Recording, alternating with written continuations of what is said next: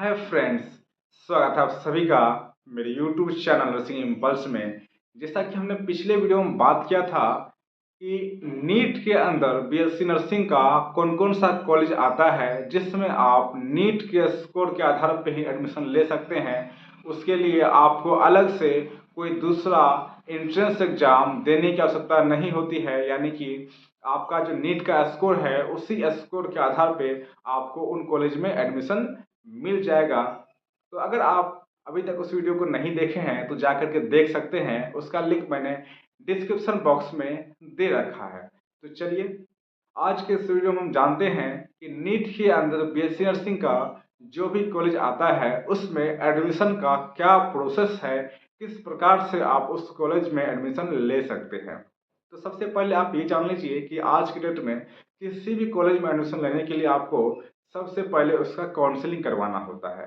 तो अब यहाँ पे बात ये आती है कि नीट के अंदर जो बीएससी नर्सिंग का कॉलेज है और जो नीट के अंदर जो बीएससी नर्सिंग का कॉलेज है उसका काउंसलिंग अलग से करवाना होगा या फिर जो नीट का जो काउंसलिंग होता है उसी के माध्यम से हो जाएगा। तो इसका आंसर है कि जो भी कॉलेज नीट के अंदर आता है, चाहे बीएससी नर्सिंग का हो चाहे और भी दूसरे कोर्सेज का हो, सभी का काउंसलिंग एक कॉमन काउंसलिंग जो होता है नीट का उसी के माध्यम से हो जाता है। यानी कि आपको अलग से किसी दूसरे कॉलेज का काउंसलिंग करवाने की आवश्यकता नहीं होती है, यानी कि कॉलेज वाइज आपको काउंसलिंग करवाने की आवश्यकता नहीं होती है। जो भी कॉलेज नीट के अंदर आता है सारे का काउंसलिंग एक ही साथ नीट के माध्यम से हो जाता है। अब यहाँ पे क्वेश्चन ये है कि आखिर इसका काउंसलिंग कौन से वेबसाइट से होगा और कब काउंसलिंग स्टार्ट इसका होगा। तो नीट का जो काउंसलिंग है वो आपको एमसीसी के वेबसाइट से कराना होता है। एमसीसी यानी कि मेडिकल काउंसिल कमेटी का एक वेबसाइट है, उसी से इसका काउंसलिंग होता है। तो बीएससी नर्सिंग का जो भी काउंसलिंग है, यानी कि जो भी कॉलेज है बीएससी नर्सिंग का जो नीट के अंदर आता है उसका भी काउंसलिंग आपको एमसीसी की वेबसाइट से ही हो जाएगा। तो इसका प्रोसेस क्या है, तो सबसे पहले आपको एमसीसी के वेबसाइट पर जा करके अपना रजिस्ट्रेशन करवाना होता है। रजिस्ट्रेशन करवाने के बाद जैसे आप चॉइस फिल करते हैं, यानी कि जो कॉलेज सेलेक्ट करते हैं, जैसे कोर्स सेलेक्ट करते हैं, ऐसे ही उसमें बीएससी नर्सिंग का भी कॉलेज सेलेक्ट करना है और बीएससी नर्सिंग उसमें कोर्स सेलेक्ट करना है। तो ये था उसका प्रोसेस।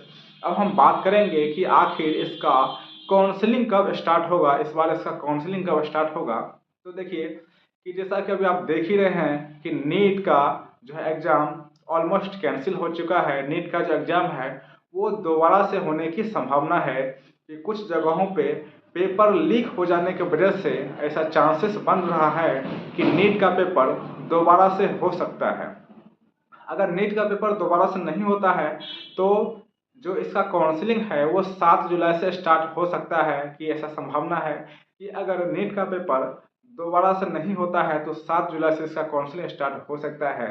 लेकिन अगर जो है नीट का पेपर दोबारा से होगा तो आपको भी दोबारा से पेपर देना पड़ेगा, तो इसका काउंसलिंग जो है डिले हो सकता है।